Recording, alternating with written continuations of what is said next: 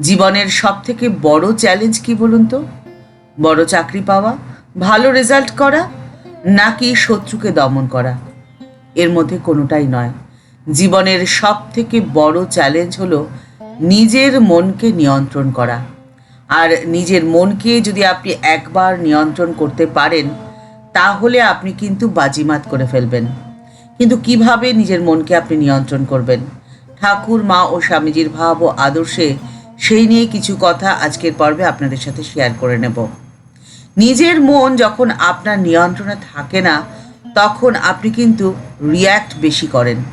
কোনো আনন্দের ঘটনায় আপনি অত্যধিক উচ্ছ্বসিত হয়ে পড়েন, কখনো বা মানসিক হতাশায় আপনি ডুবে যান, কখনো বা ভয় কুঁকড়ে যান, অথবা বিপদ দেখলে আপনি উদ্বিগ্ন হয়ে পড়েন।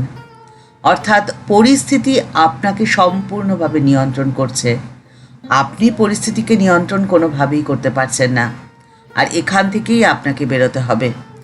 ঠাকুর শ্রী রামকৃষ্ণ পরমহংসদেব খুব সুন্দর একটি উদাহরণ দিচ্ছেন। ঠাকুর বলছেন, দেখো তো, যখন হাওয়া থেমে যায় তখন জলের ঢেউ কেমন আপনা আপনি শান্ত হয়ে যায়। মনও তো একটি তরঙ্গ। মনকে শান্ত করতে হলে তোমার মনের গতিবেগকে শান্ত করতে হবে। আর এটি করার একমাত্র উপায় হলো নাম ও জপ।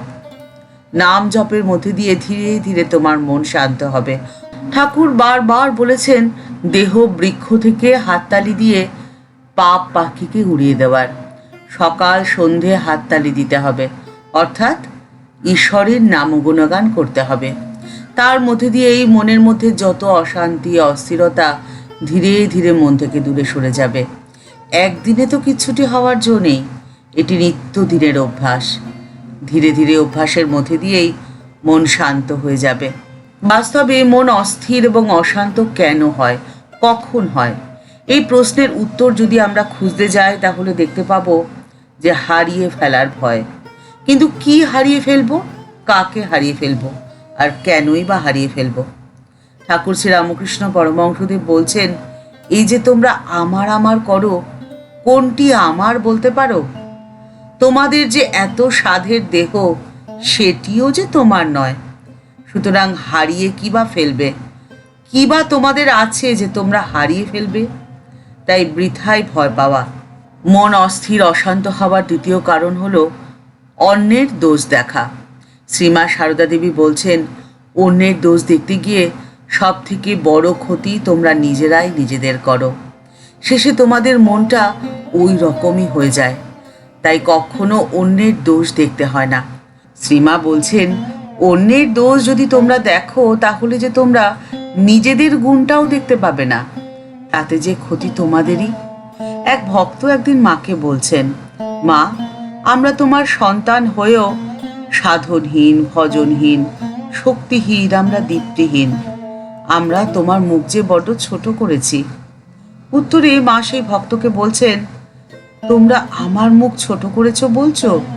কখনো নয়, তোমরা আমার মুখ উজ্জ্বল করে আছো বাবা। সে ভক্ত খুব অবাক হয়ে মাকে প্রশ্ন করলেন, তা কি করে হতে পারে মা? মা বলছেন, পারে বাবা, তোমরা আমার কাছে মন্ত্র নিয়ে জোর তপস্যা করনি বটে, কিন্তু তোমরা জীবনভর আমার মুখের দিকেই তাকিয়ে রয়েছ। আশা আর বিশ্বাস, আমি তোমাদের সব করে দেব। শুধু আমারই আশীর্বাদে তোমরা হবে মহৎ, পাবে পথের সম্বল, এবং পূর্ণ হবে তোমাদের জীবনের সকল আশা, সকল স্বাদ। এ কি তপস্যার চেয়ে কম হলো বাবা?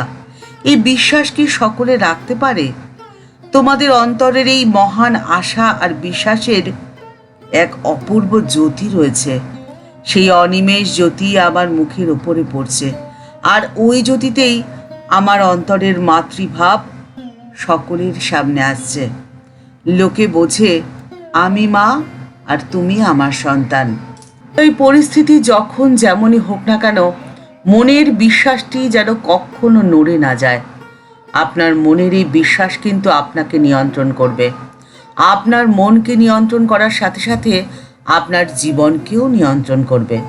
যে কোনো জটিল বা কঠিন পরিস্থিতিতে আপনাকে ভেঙে যেতে দেবে না। আপনাকে সোজা হয়ে দাঁড়াতে সাহায্য করবে আপনার মনের এই বিশ্বাসটুকু। তাই অতীতের করা কাজ বা অতীতের করা ভুল আর ভবিষ্যৎ নিয়ে অযথা অপ্রয়োজনীয় দুশ্চিন্তা থেকে সদা সর্বদা বিরত থাকুন। শ্রীমা সারদা দেবী একটি কথা বলতেন। মা বলতেন, ভালো মন রাখতে গেলে ভালো চিন্তা করতে হয়। এক ভক্ত একদিন মাকে বলছেন, মা, আমরা পেয়েছি বা কি, করেছি বা কি, লোকে আমাদের দেখে কি করে আপনার মহিমা জানবে? মা সেই ভক্তকে স্মিত হেসে বললেন, কিছুই পাওনি বলতে চাও? বলার মতো কি কিচ্ছু নেই? কেন আমাকে পাওনি?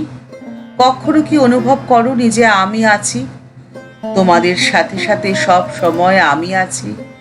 আর কেউ থাকুক বা না থাকুক, তোমাদের একজন মা আছেন। এই কথা কি তোমরা মনে প্রাণে অনুভব করোনি বলতে চাও? সেই ভক্ত অত্যন্ত লজ্জিত হয়ে মাকে বলছেন, না মা, তা করেছি। যখনই কোনো বিপদে পড়েছি অথবা কোনো ভয়, দৈন্য বা দুর্বলতার দ্বারা পীড়িত হয়েছি, তখনই প্রাণে অভয় জেগেছে। মা আছেন সাথের সাথী। ভাবনা কি? শাস্ত্রে ঈশ্বর সম্পর্কে বলা হয়, পুরুষ এবেদং সর্বং ইয়দ ভূতং ইয়চ্চ ভাব্যম, অর্থাৎ বর্তমান যা কিছু, অতীত যা ছিল এবং ভবিষ্যতে যা হবে, সকলই তো পুরুষ। ঈশ্বর অনন্ত ঐশ্বর্য, অনন্ত জ্ঞান, অনন্ত শক্তি, অনন্ত বল, অনন্ত বীর্য, অনন্ত তেজ প্রভৃতির আধার হলেও তিনি পুরুষ, অলস, নিষ্ক্রিয় এবং চৈতন্য স্বরূপ। এখন প্রশ্ন হলো যে ঈশ্বর যদি নিষ্ক্রিয়ই হন, তবে তিনি কি করে এই জগৎ সৃষ্টি করেছেন? এর উত্তরে উপনিষদে বলা হয়েছে, ব্রহ্ম মায়া শক্তির অবলম্বনে এই জগৎ সৃষ্টি করেন এবং এই সৃষ্ট জগতে জীব মোহে অর্থাৎ অবিদ্যা মায়ায় আবদ্ধ হয়। উপনিষদে প্রকৃতিকে মায়া এবং পরমেশ্বরকে মায়াধীশ বলে উল্লেখ করা হয়েছে। এই মায়া শক্তি হল স্ত্রীরূপিণী, সদা ক্রিয়াশীল এবং পরিবর্তনশীল, অর্থাৎ অচল পুরুষরূপ পরমেশ্বরের সাথে সচল স্ত্রী শক্তিরূপ প্রকৃতি মিলিত হয়ে এই বিশ্ব চরাচর রূপ জগৎ সৃষ্টি করেছেন। আর ঠাকুর এবং মায়ের মিলিত শক্তি রয়েছে আপনার চারপাশে, আপনার রক্ষা কবচ হয়ে। তাই সমস্ত দুশ্চিন্তাকে মুছে ফেলুন এবং জীবনের পথে নিজে এগিয়ে চলুন। ঠাকুর মা ও স্বামীজির চরণে প্রণাম জানিয়ে আজকের পর্ব এই পর্যন্তই। দেখা হচ্ছে পরের পর্বে।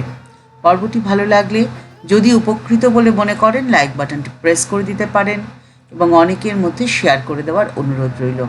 আর এই চ্যানেলটিতে যদি নতুন এসে থাকেন, চ্যানেলটিকে সাবস্ক্রাইব করে বেল বাটনটি ক্লিক করে দিয়ে অল বাটনটিতে ক্লিক করে দিতে পারেন। আর যদি ইতিমধ্যেই চ্যানেলটিকে সাবস্ক্রাইব করে থাকেন, তাহলে আপনাকে জানাই অসংখ্য ধন্যবাদ, প্রণাম ও ভালোবাসা। দেখা হচ্ছে পরের পর্বে। ভালো থাকবেন, সুস্থ থাকবেন। নমস্কার।